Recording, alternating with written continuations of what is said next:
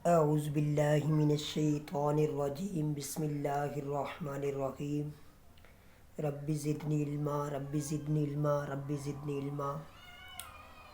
तो पहला जो हमारा लेक्चर था वो फाइनल अकाउंट के trading profit and loss account balance sheet के मुतल्लिक था। आज का जो हमारा टॉपिक है वो है एडजस्टमेंट। तो आप लोगों को वीडियो के लास्ट में जो बहुत इम्पोर्टेंट एडजस्टमेंट है वो भी बता दी जाएंगी। तो जी शुरू करते हैं टाइम ज़ाया किए बगैर। तो सबसे पहला एडजस्टमेंट,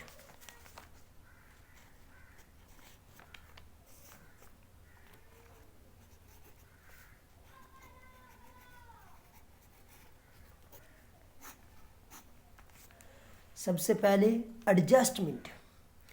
आप लोग मुझसे ये सवाल करेंगे कि हम एडजस्टमेंट क्यों करते हैं, हम एडजस्टमेंट क्यों करते हैं। तो जी मेरे भाई, अगर कोई आपसे पूछ सकता है भी एडजस्टमेंट क्यों करते हैं, तो आप लोगों ने ये नहीं बताना भी ये चीज़ उस जगह चली जाएगी, ये इस जगह। तो इसकी मेरे भाई लॉजिक है। तो एडजस्टमेंट क्यों करते हैं, एडजस्टमेंट क्यों करते हैं, एडजस्टमेंट क्यों करते हैं। अगर आपसे कोई पूछ ले भी एडजस्टमेंट क्यों करते हैं, तो एडजस्टमेंट क्योंकि our accounting system is accrual system.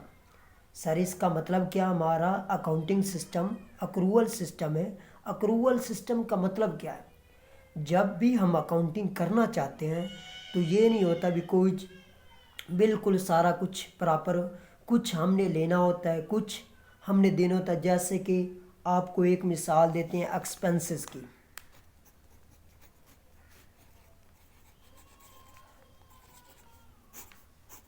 Expenses की बात कर रहे हैं। एक्सपेंसेस में जैसे अगर पेड मतलब क्या हुआ भी कंप्लीट हमने पे कर दिए या लेने थे ले लिए, तो फिर इसकी एंट्री मतलब एडजस्टमेंट, नो एडजस्टमेंट। अगर पेएबल, पेएबल का क्या मतलब, अभी हमने पे करनी है, तो एंट्री मेरे भाई होगी, एडजस्टमेंट होगी या नहीं होगी, क्योंकि अभी हमने पे करने, तो इसकी एडजस्टमेंट क्या है, होनी है। और उसके बाद जैसे पेड इन एडवांस, एक और हो सकता, क्या हो सकता है जी, paid in advance. Paid in advance हमने एडवांस में पे किए हुए हैं, तो साफ ज़ाहिर इसकी भी एडजस्टमेंट होगी, एडजस्टमेंट होगी। तो ऐसे अगर हम बात करते हैं जी इनकम की, इस साइड पर इनकम,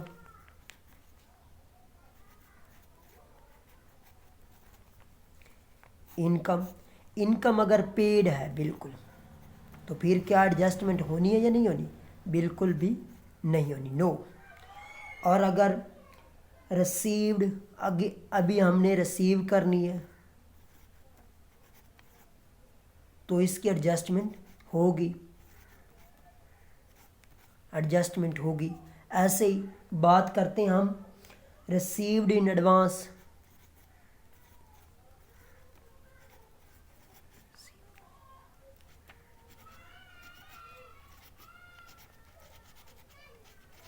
रिसीव्ड इन एडवांस, तो इसकी एडजस्टमेंट होगी।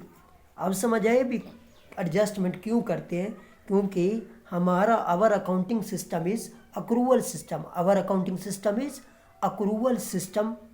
हमारा अकाउंटिंग निज़ाम कौन सा है, अक्रूवल, जिसमें अभी कुछ लेना होता है, कुछ देना होता है, इस वजह से हमें एडजस्टमेंट करनी पड़ती है। उसके बाद थोड़ा सा और आगे चलते हैं, रियल अकाउंट, इसी मतलब एडजस्टमेंट के मुतल्लिक है रियल अकाउंट।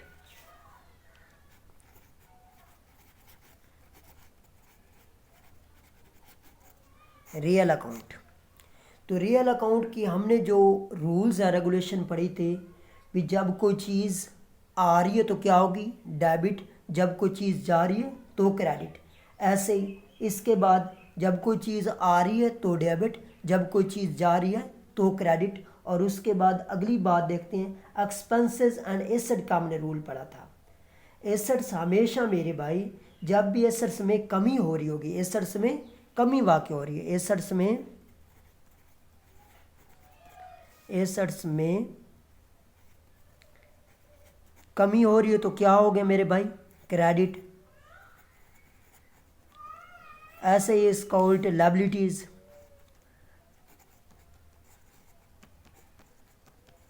लायबिलिटीज़ में कमी हो रही हो तो ये क्या हो जाएगा मेरे भाई, लायबिलिटीज़ में अगर कमी वाक़या हो रही हो तो ये डेबिट हो जाता है, समझो उल्ट है। एसेट्स में कमी हो रही हो तो क्रेडिट, अगर लायबिलिटीज़ में कमी हो रही हो तो डेबिट। उसके बाद आपके इनकम से, इनकम में इजाफा हो रहा हो तो इनकम में इजाफा हो रहा हो तो आपके किस साइड पर आते हैं जी, क्रेडिट। और उसके बाद अगर लायबिलिटीज़ में इजाफा हो रहा हो तो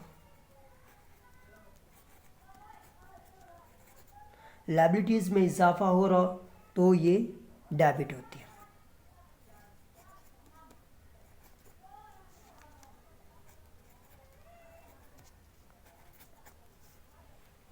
तो ये थी कुछ बेसिक चीज़ें भी जो एडजस्टमेंट करने से पहले आप लोगों को समझानी ज़रूरी थी।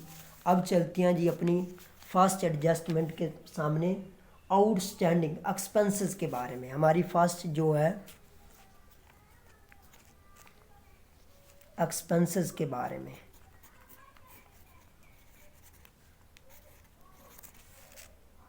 एक्सपेंसेस के बारे में ये बड़ी ही इम्पोर्टेंट मतलब आपकी एडजस्टमेंट है।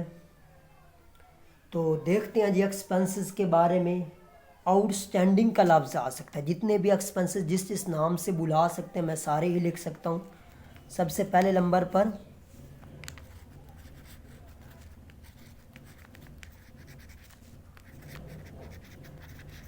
आउटस्टैंडिंग, उसके बाद accrued expenses, accrued expenses,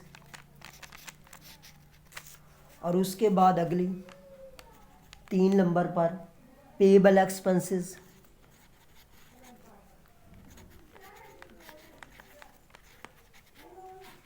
payable expenses, उसके बाद ओइंग एक्सपेंसेस,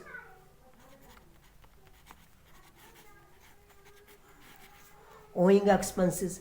ये सारे आउटस्टैंडिंग के नाम है। आउटस्टैंडिंग का जब भी लफ्ज़ आ जाए आप लोगों ने क्या समझना है कि ये हमारी लायबिलिटीज़ है, ये इसके नाम है आउटस्टैंडिंग एक्सपेंसेस।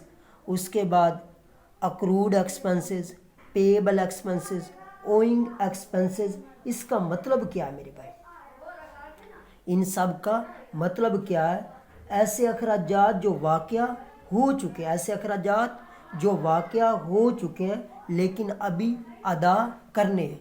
ये कौन से आउटस्टैंडिंग वाले होते हैं, वो वाले अखराजात जो वाक़या हो चुके हैं लेकिन अभी अदा करने हैं। तो इनका क्या मेरे भाई इफ़ेक्ट होगा, एक इफ़ेक्ट आपकी लायबिलिटीज़ में जाएंगे और दूसरा एक इनका इफ़ेक्ट आपकी लायबिलिटीज़ में चले जाएंगे और दूसरी इनकी बात आपके ट्रेडिंग अकाउंट के डेबिट साइड से एक्सपेंसेस में ऐड हो जाएंगे। For example rent outstanding, salaries outstanding. एक क्या होगा मेरे भाई, ट्रेडिंग अकाउंट के प्रॉफिट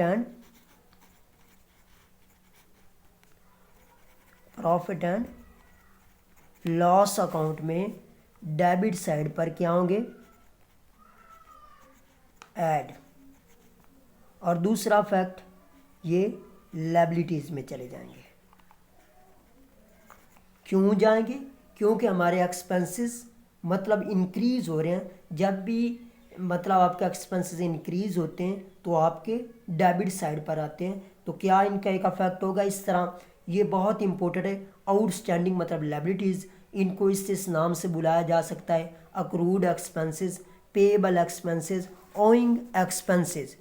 तो इनका क्या इफेक्ट होगा, एक तो प्रॉफिट एंड लॉस की डेबिट साइड में ऐड होंगे, जैसे rent payable, rent accrued, rent owing, outstanding, rent outstanding, तो एक उसमें ऐड और दूसरा लायबिलिटीज़ में चले जाएंगे।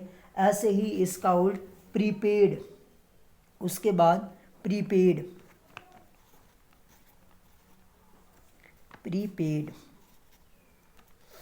प्रीपेड, प्रीपेड आपका क्या होता है, जैसे आउटस्टैंडिंग आपकी लायबिलिटीज़ होते हैं, ये आपके होते हैं एसेट्स।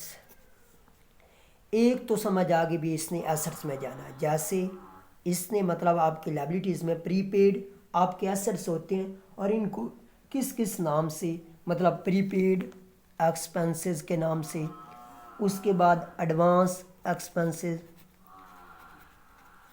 एडवांस एक्सपेंसेस मतलब एडवांस में आप लोगों ने पे किए हुए हैं। उसके बाद अगली बात, उसके बाद carry forward expenses, carry forward expenses. उसके बाद जी unexpired expenses,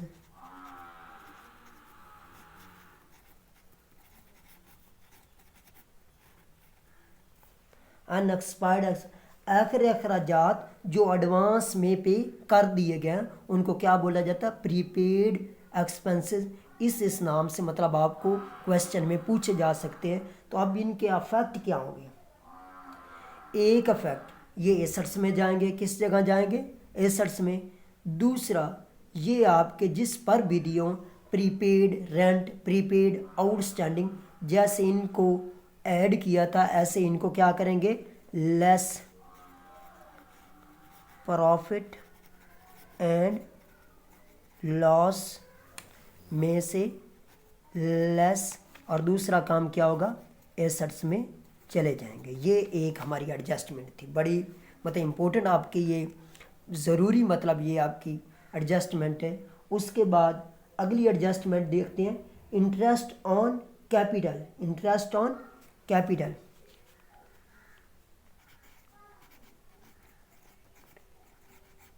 interest on capital, इसके दो इफेक्ट होते हैं। एक तो ये चली जाती है प्रॉफिट एंड लॉस की डेबिट साइड पर, प्रॉफिट एंड लॉस के डेबिट साइड, और उसके बाद दूसरा इसका इफेक्ट होता है ये लायबिलिटीज़ में जानी होती है। एक क्या होना है, प्रॉफिट एंड लॉस की डेबिट साइड में, और दूसरा इसने लायबिलिटीज़ में जाना है। उसके बाद इंटरेस्ट ऑन इन्वेस्टमेंट,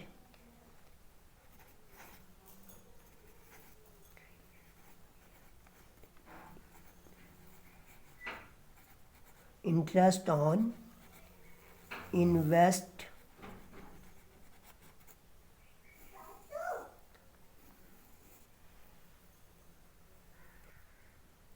उसके बाद अगली कौन सी आती है, इंटरेस्ट ऑन इन्वेस्टमेंट। एक तो इसने प्रॉफिट एंड लॉस की क्रेडिट साइड से, क्योंकि ये हमारी क्या इनकम, ये हमारे क्या थे एक्सपेंसेस से, इंटरेस्ट ऑन इन्वेस्टमेंट जो आपने इन्वेस्टमेंट की है उस पे जो इंटरेस्ट मिलता है। तो एक तो ये प्रॉफिट एंड लॉस के, प्रॉफिट एंड लॉस के क्रेडिट साइड पर, और दूसरा फैक्ट क्या होगा, ये आपके एसेट से, क्योंकि इंटरेस्ट ऑन इन्वेस्टमेंट आपके इनकम्स होती है। दूसरा इसने किस जगह चला जाना, आपके एसेट्स में। उसके बाद अगली बात देखते हैं, interest on drawing, interest on drawing.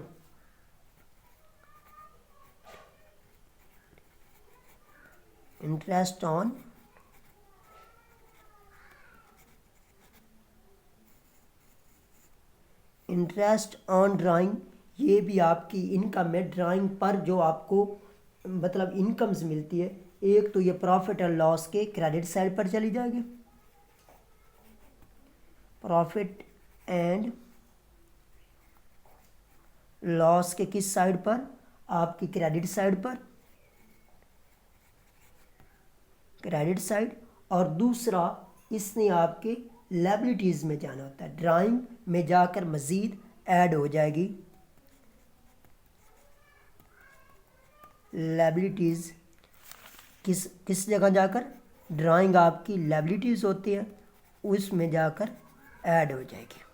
ये थी इंटरेस्ट ऑन ड्राइंग। और उसके बाद अगली देखते हैं जी।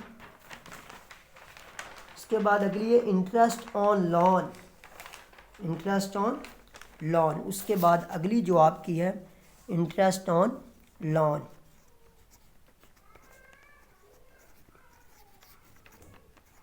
इंटरेस्ट ऑन लोन,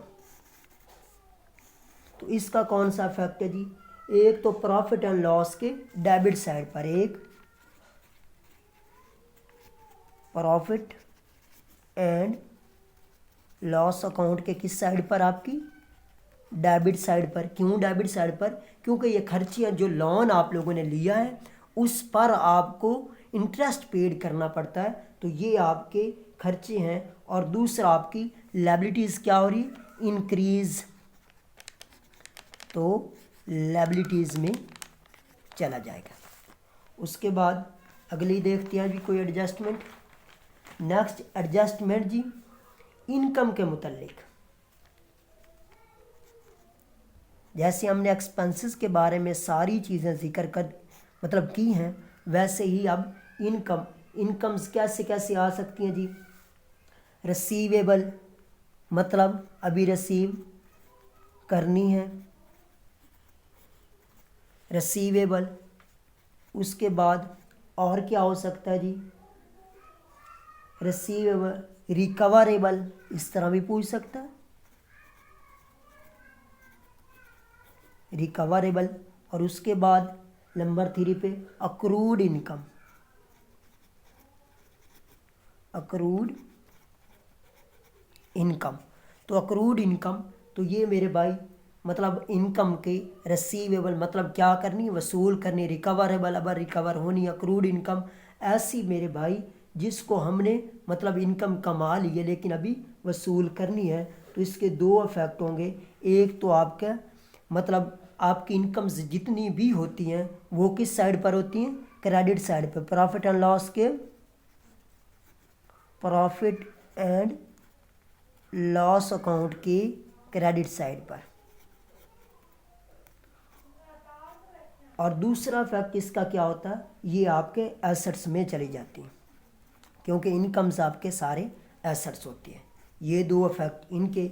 और उसके बाद जैसे हमने वसूल करनी है ऐसे ही आपके एडवांस इनकम मतलब अभी आपने एडवांस मतलब वसूल की हुई है, अभी आपने काम नहीं किया लेकिन आपने एडवांस इनकम या एडवांस सैलरी का नाम आ सकता है।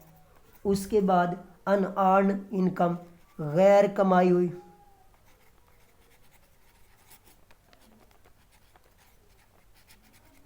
अनअर्न इनकम ऐसी आमदनी जो अभी तक कमाई नहीं हो लेकिन एडवांस में ले ली हो। तो इसके मेरे भाई दो इफेक्ट होंगे, एक तो हमारे खर्चे हैं, खर्चे हमेशा किस साइड पर जाते हैं, प्रॉफिट एंड लॉस के,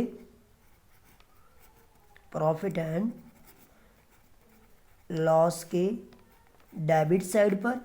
और दूसरा हमारे क्या है, ये लायबिलिटीज़ हैं क्योंकि हमने ये एडवांस में ले ली है, तो लायबिलिटीज़।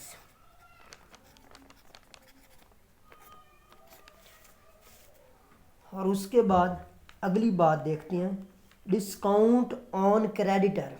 उसके बाद अगली जो एडजस्टमेंट है डिस्काउंट ऑन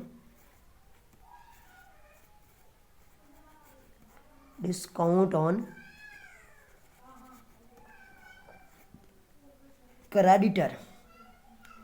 जिन लोगों ने हमसे पैसे लेने हैं, हमने उनको पैसे देने हैं, उनको क्या बोला जाता है, क्रेडिटर। डिस्काउंट ऑन क्रेडिटर, तो ये मेरे भाई इस तरह होगा, क्रेडिटर पर प्रॉफिट एंड लॉस के चले जाएंगे मेरे भाई क्रेडिट साइड पर, और दूसरा क्रेडिटर में से लेस। इसका क्या क्या इफेक्ट होंगे जी, एक तो मतलब जिनको हमने मेरे भाई पैसे देने थे। क्रेडिटर कौन होती है? जिनको हमने पैसे देने होते हैं, और डेटर वो जिनसे हमने पैसे लेने होते हैं। तो डिस्काउंट ऑन क्रेडिटर, तो इसके दो इफेक्ट होंगे, एक तो प्रॉफिट एंड लॉस अकाउंट के, प्रॉफिट एंड लॉस अकाउंट के क्रेडिट साइड पर। क्यों क्रेडिट साइड पर? क्योंकि ये हमारी इनकम है, हमने जिनको पैसे देने थे उसने हमें क्या किया है? डिस्काउंट दिया है। तो जब हमने किसी को पैसे देने हैं तो हमें डिस्काउंट मिलेगा, तो क्या हमारा फ़ायदा होगा या नहीं होगा? तो इनकम सारी प्रॉफिट एंड लॉस की क्रेडिट साइड पर होती हैं। और दूसरा इसका जो इफेक्ट होगा वो जब क्रेडिटर लिखे जाते हैं, मतलब लायबिलिटीज़ होती है ना हमारी, क्रेडिटर में से लेस कर दिए जाएंगे। ये था मतलब। तो करना कैसे? मतलब क्रेडिटर की अमाउंट लेनी है, ज़रब जितना दियो परसेंटेज, जैसे कोई भी अमाउंट दी होती क्रेडिटर की 1,20,000, ज़रबे जितने परसेंट, 5%, और 5% परसेंटेज का बटा 100 होता है। इसकी जो अमाउंट आएगी जितनी भी, वो एक तो लिख देनी है प्रॉफिट एंड लॉस की क्रेडिट साइड पर, और दूसरा जाकर क्रेडिटर में से लेस करनी है। इसके बाद अगली एडजस्टमेंट देखते हैं जी। अगली है जी discount on debtor. Discount on debtor, discount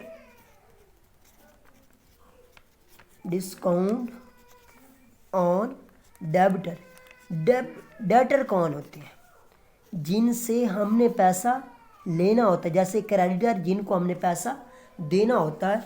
discount on debtor वो वाले लोग जिनसे हमने पैसा लेना होता है। तो इसका दो इफेक्ट होते हैं, एक तो मेरे भाई ये चला जाता है प्रॉफिट एंड लॉस की डेबिट साइड पर, क्योंकि हमारे खर्चे जिनसे हमने पैसे लेने थे, जब हम डिस्काउंट देंगे तो पैसा कम हो जाएगा, तो हमारे खर्चे होंगे, एक चला जाएगा प्रॉफिट एंड लॉस अकाउंट के डेबिट साइड पर, क्योंकि ये हमारे खर्चे हैं। तो दूसरा इसने लायबिलिटीज़ में जाकर डेटर में से लेस होंगे। दूसरा क्या होगा जी?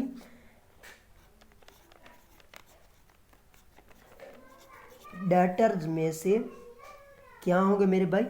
लेस हो जाएंगे। अब इनको लेने का क्या तरीका जी? सबसे पहले सनरी डेटर, सनरी डेब्टर, इसमें अगर कोई न्यू है तो वो इसमें क्या करने हैं? लेस। न्यू लेस करने के बाद इसकी परसेंटेज लेंगे। जैसे फॉर एग्जांपल सनरी डेटर की अमाउंट थी आपके पास 50,000, न्यू कितने हैं जी? आपने परसेंटेज ली है, तो न्यू थे जी 2500 के, इसमें से लेस करेंगे तो 47,500। तो इस पर अब लेना, अगर 2% है तो 2/100 ये लेना है। तो ये बनता है जी 950। एक तो इसने चला जाना प्रॉफिट एंड लॉस की डेबिट साइड पर, और दूसरा इसका इफेक्ट क्या होना है? जाकर डेटर्स में से लेस होंगे। और इसके बाद अगली देखते हैं जी बैड डेट्स की एडजस्टमेंट। बैड डेट्स की बड़ी ही इंपॉर्टेंट मतलब है जी आपकी ये। बैड डेट्स होते क्या?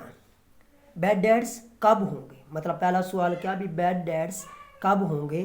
तो सबसे पहली चीज़, बैड डेट्स जब आप कोई चीज़ उधार देंगे। जब कोई चीज़ उधार देंगे, क्रेडिट सेल, मतलब कब करेंगे?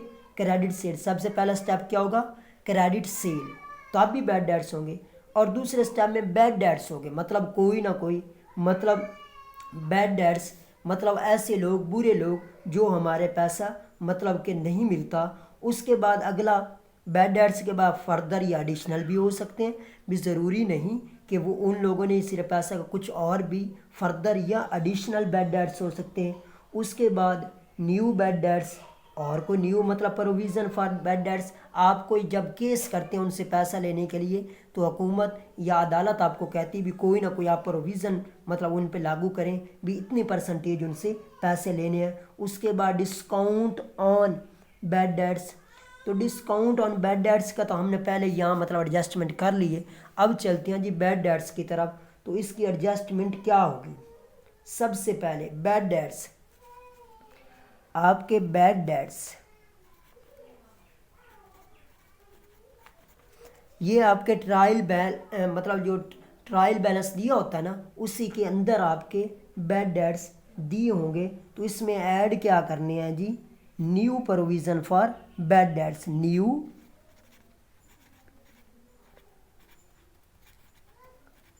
Provision for bad debts. लेकिन मेरे भाई बहुत सारे लड़के इसमें गलत। तो जी मेरे भाई किसकी एडजस्ट? बैड डेट्स की। तो बैड डेट्स ये आपके ट्रायल बैलेंस में दिए होंगे और new provision for bad dates आपकी एडजस्टमेंट में दिए होंगे। तो इसको मतलब एक आप लोगों ने गलती करनी है। क्या करनी है? जब भी न्यू लेने हैं तो डेटर्स की अमाउंट दी होगी, मतलब डेब्टर की अमाउंट में से क्या करने हैं जी? लेस एडिशनल या फिर फर्दर का लफ्ज़ इस्तेमाल होगा। मतलब क्या करना, जब न्यू प्रोविज़न लेनी है, गलती कर रहे हैं तो डेटर्स में से एडिशनल बैड डेट्स लेस करने के बाद बकाया पर लेना। जैसे जी एक डेटर की अमाउंट मैं लिखता हूँ 1,24,000 और लेस करता हूँ एडिशनल या फर्दर कितने, फॉर एग्जांपल 2,000 के, तो बकाया कितना बचता जी? 1,22,000। अब 5% हैं तो ज़रब 5/100। तो ये जो अमाउंट आएगी ये मतलब new provision for bad dates होगी। और इसमें से लेस क्या करना होता है? ओल्ड प्रोविज़न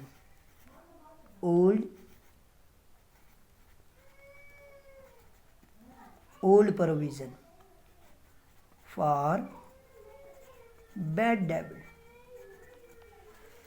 तो क्या बैड डेट्स और ओल्ड प्रोविज़न ये आपके ट्रायल बैलेंस में दी होंगी, न्यू प्रोविज़न या फिर एडिशनल ये आपकी एडजस्टमेंट होगी। तो ये तरीकाकार है बैड डेट्स की एडजस्टमेंट करने का। और इसके मेरे भाई दो इफेक्ट होंगे। एक तो ये कैलकुलेट करने के बाद आपके एक्सपेंसेस में जाएंगे, प्रॉफिट एंड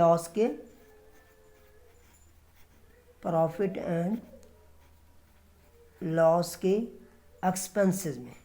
एक्सपेंसेस किस साइड पर होते हैं? डेबिट साइड पर, एक काम। और दूसरा, इनने मतलब आपके जो न्यू है और उसके बाद एडिशनल ये डेटर्स में से लेस होंगे। जब आप डेटर्स लिखेंगे मतलब सवाल में, उस वक्त मतलब डेटर्स आपके एसेट्स होते हैं, क्योंकि डेटर्स से हमने पैसे लेने होते हैं। तो उनमें से जो एडजस्टमेंट का मतलब क्या होता है? इसके दो इफेक्ट होने होते हैं, एक न्यू प्रोविज़न, और अगर क्वेश्चन में जो दिए उसको ही हल करना, न्यू प्रोविज़न या एडिशनल को दी होती तो दूसरा इसका क्या इफेक्ट होगा? डेटर्स में लेस होंगे, डेब्टर में से लेस होंगे। कहाँ, किस जगह जाकर? आपके बैलेंस शीट में एसेट्स में होते हैं। उसके बाद क्लोजिंग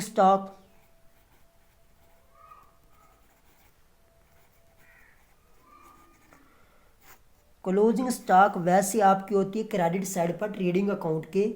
अगर एडजस्टमेंट में आ जाए तो इसके दो इफेक्ट होंगे। एक तो ट्रेडिंग अकाउंट की क्रेडिट साइड पर, क्योंकि ये हमारा एसेट्स है ना, मतलब क्लोजिंग, जब हम कोई कारोबार क्लोज कर रहे हैं साल के एंड पर, जब फाइनल अकाउंट बना रहे हैं तो उस वक्त जो बकाया स्टॉक होता है उसे क्लोजिंग स्टॉक, एक तो वो क्रेडिट साइड पर और दूसरा हमारे बैलेंस शीट में किस जगह चला जाएगा? आपके एसेट्स में चला जाएगा।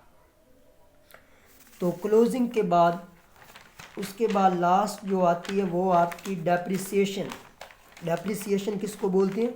फरसूदगी, जो आपके असासे में कमी वकूफ़ पज़ीर होती है, मतलब उसके यूज़ होने की वजह से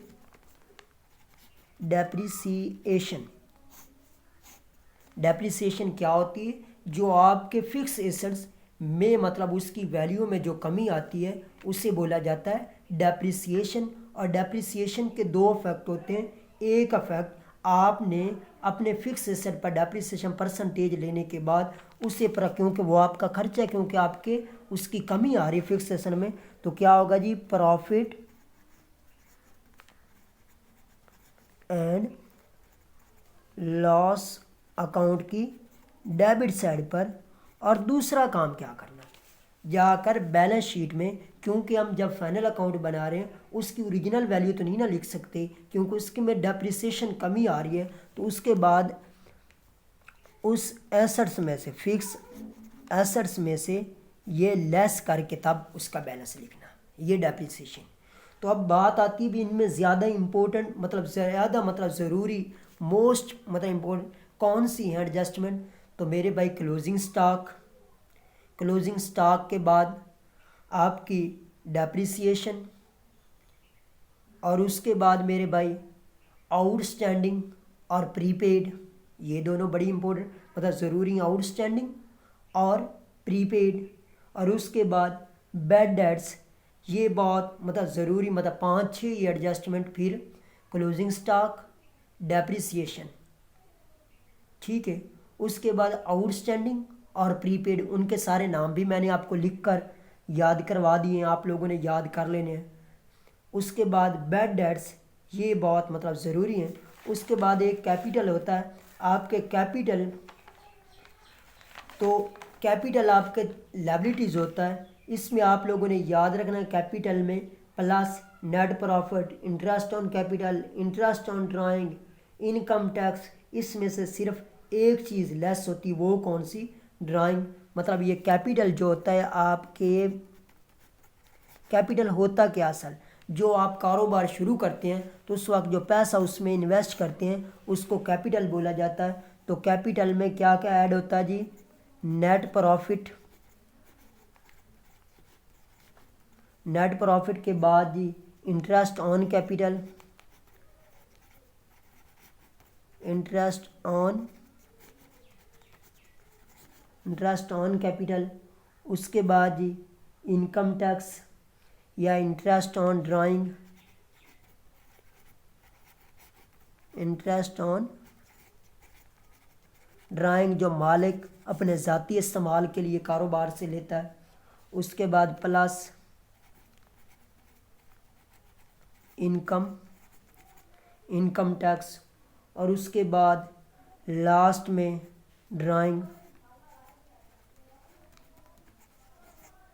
ये चीज़ें, इन सारी चीज़ें ऐड होनी, कौन सी एक चीज़ लेस होनी, सिर्फ ड्राइंग आपके लेस होनी है। तो अब आपको बता दी, ये भी बताया कौन कौन सी बहुत इंपॉर्टेंट, बहुत हर दफ़ा तकरीबन ये 5-6 एडजस्टमेंट आई होती हैं। उसके बाद कंसेप्ट आना चाहिए। तो इंशाल्लाह ताला फाइनल अकाउंट का पहले इंट्रो था, उसमें सारी चीज़ें बताई हैं, trading and profit and loss account के बारे में, बैलेंस शीट की सारी चीज़ें, और उसके बाद ये सारी एडजस्टमेंट थी जो आप लोगों को बता दी हैं। इंशाल्लाह उम्मीद है कि आप लोगों को समझ आ गई होगी। फिर भी अगर किसी एडजस्टमेंट में कोई मसला दरपेश आ रहा है तो आप कमेंट बॉक्स में मुझसे पूछ सकते हैं, या मेरा व्हाट्सएप नंबर है उस पर भी आप लोग पूछ सकते हैं।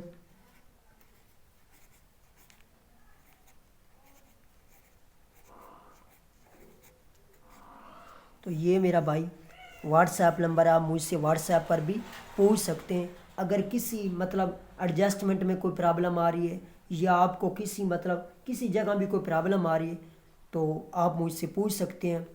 तो इंशाल्लाह ताला फिर नेक्स्ट एक क्वेश्चन के साथ मिलते हैं। ओके, अल्लाह हाफिज़ एंड टेक केयर।